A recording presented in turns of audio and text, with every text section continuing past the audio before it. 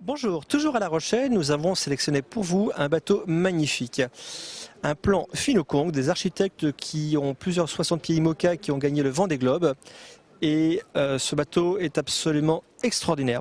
Pour vous en parler, je suis avec Pierre Forgia. Bonjour Pierre. Bonjour Pierre. Alors, quelques informations sur ce bateau?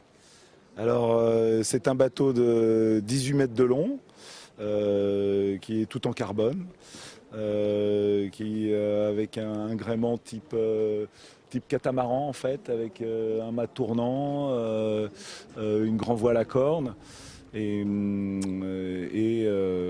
tout un système de winch et de système de grand voile hydraulique. Alors, on retrouve tout l'équipement par rapport à un 60 pieds. En fait, ce bateau est issu des 60 pieds IMOCA, là, les bateaux qui font le Vendée Globe, et on retrouve tout l'équipement de course sur le bateau? Alors on retrouve par exemple au niveau de l'accastillage les winches, les poulies, tous les systèmes de boot et de brelage, des choses très proches de la compétition 60 pieds open, mais tout est quand même fait pour un client qui veut en faire un usage de croisière de manière aisée et confortable, donc avec des assistances, notamment avec des moteurs hydrauliques sous les winches pareil pour des systèmes d'aide pour border le système de grand voile. Alors dites-moi, un 60 pieds IMOCA, c'est un bateau qui a un tirant d'eau très important. Ce bateau a les mêmes carènes pratiquement, donc il a le même tirant d'eau, donc c'est un problème pour entrer dans les ports peut-être.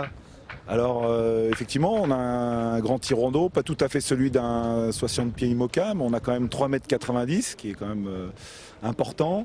Et pour ça, effectivement, pour ce problème de tirant d'eau, surtout pour rentrer dans des ports où il n'y a pas toujours les fonds espérés, on a un système de quilles relevables avec un vérin hydraulique. Alors Pierre, vous êtes designer, c'est vous qui avez fait le design pour ce bateau. Qu'est-ce qu'il a de particulier? Bon, au niveau, déjà c'est quelque chose de très épuré dans les lignes, assez agressif.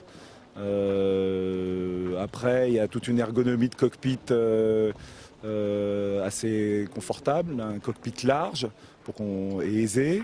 On a aussi une grande plage de bain à l'arrière, très grande, sous laquelle se trouve l'annexe. Et après, sur l'avant, on a tous les systèmes de capot, etc., qui sont flush pour donner toujours ce côté épuré du bateau et ces lignes agressives, quoi. Ce bateau peut accueillir combien de personnes à bord? Donc en fait on a 4 cabines et un grand carré, donc on va dire 8 couchages à peu près, entre 8 et 10 couchages, quoi, à peu près. Et il faut un skipper pour le manœuvrer? Donc en fait il y a tous les aides à la navigation pour que le client et sa femme par exemple puissent le manier tout seul, avec tous les systèmes d'aide à la navigation, les systèmes d'écoute hydraulique notamment. Il peut normalement le manier tout seul, sauf que passé une certaine force de vent, le bateau est quand même très puissant, hein, et demande à un moment une certaine habitude. Voilà, maintenant nous nous trouvons à bord de Ourson Rapide, à l'intérieur de Ourson Rapide, avec une table de karaoké immense, j'ai jamais vu ça. Pour nous en parler, Jean-Marc Cadier. Bonjour Jean-Marc. Bonjour. Alors expliquez-nous un petit peu comment c'est construit, comment avez-vous fait pour construire des tables aussi grandes, des cloisons aussi importantes, et quels matériaux utiliser? Donc en fait on est contraint par l'architecte qui nous demande avec un cahier des charges, ou nous demander de travailler avec du Nomex. Par contre on doit réussir à avoir toujours une finition bois ou une finition lac, c'est le plus difficile à réaliser en fait. Réussir à plaquer et avoir une finition qui ressemble à du massif et en ayant des panneaux très légers. Quelle est l'âme de ces panneaux? C'est du Nomex, c'est un panneau alvéolaire qui est revêtu de 2 fibres de verre. Et ensuite, nous, on les habille de plaquage bois ou de lac, quoi, en fait. Donc vous, en fait, Jean-Marc, vous faites de la menuiserie d'agencement de bateaux? Tout à fait, on fait de l'agencement de voiliers comme de yachts ou de paquebots. On s'adapte, en fait. Pierre, dites-moi, pour faire un bateau tel que celui-ci, les contraintes de poids sont vraiment très importantes? Ah bah c'est essentiel.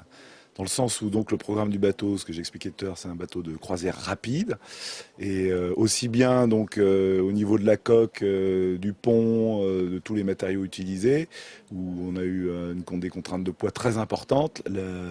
Ces mêmes contraintes ont été imposées sur les aménagements pour pouvoir être cohérent justement par rapport à ce poids général du bateau qui devait être le plus bas possible. Alors, on a l'habitude dans les bateaux, dans les voiliers, de voir des carrés qui sont au centre, en fait, pour centraliser un petit peu les poids. Pourquoi ici, nous avons un carré à l'arrière? Alors, l'intérêt du carré arrière, c'est que, surtout sur un bateau qui est large de l'arrière comme celui-là, on obtient un volume et une surface très grande. Et en étant proche de la cuisine, d'avoir un espèce de coin jour finalement qui est entre le carré, la cuisine, la table à cartes. Alors que toutes les cabines sont positionnées sur l'avant du bateau qui, elles, font un coin de nuit. Et l'avantage du carré arrière, c'est aussi la vision qu'on a de la mer, c'est-à-dire que comme on est entouré de hublots aussi bien derrière sur les côtés, on a une vue panoramique quasiment tout autour du bateau. Bon, alors, rappelons-le, ce bateau est issu des 60 pieds IMOCA qui font donc le Vendée Globe. On a l'habitude de voir ces bateaux toujours très très très agités. Est-ce que Ourson Rapide va être habitable s'il est très agité? Non, Ourson Rapide va pas être gité comme un 60 pieds IMOCA. D'abord, ça dépend comment on le mène.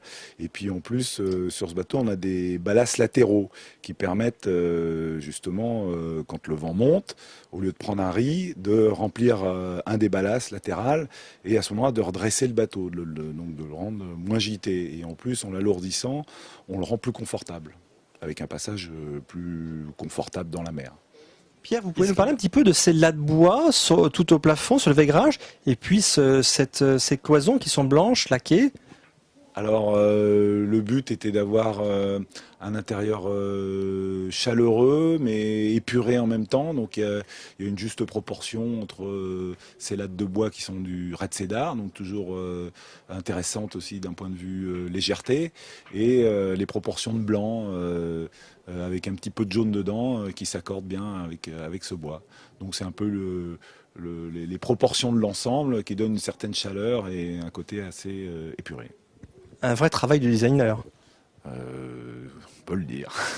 Est-ce qu'il y aura un grand frère, un petit frère ou un bateau semblable prochainement? On espère un bateau semblable, c'est-à-dire qu'il existe un moule de coque pour ce bateau et le client et nous-mêmes architectes et espérons évidemment réutiliser cet outillage pour refaire un nouveau projet, une nouvelle aventure comme ce bateau. Messieurs, merci pour vos informations. Merci Pierre.